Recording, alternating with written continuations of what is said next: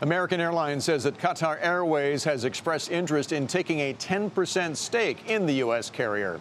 The possible investment comes against a backdrop of U.S. airlines expressing opposition to what they claim are unfair subsidies provided to those Gulf carriers by their governments. Still, the news lifted many of the major airlines today, with United being the exception. Phil LeBeau has more on what may be behind the move and if it could change how American Airlines is run. This one is a head-scratcher.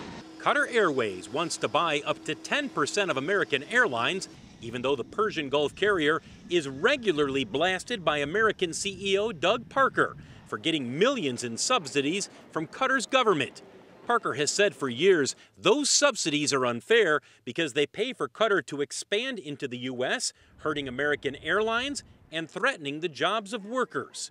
In a statement to American employees, Parker said, "While anyone can purchase our shares in the open market, we aren't particularly excited about Qatar's outreach, and we find it puzzling given our extremely public stance on the illegal subsidies." Airline veterans are equally baffled.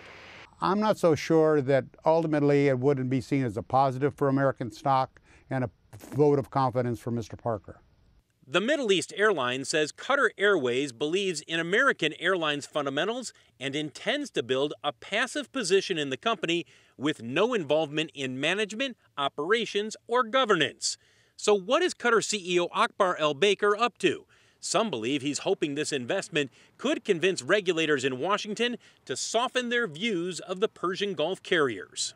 While Qatar Airways taking a stake in American Airlines may seem awkward, don't expect it to change how American views the foreign carrier. In fact, Doug Parker says he intends to keep fighting Qatar's expansion here in the U.S.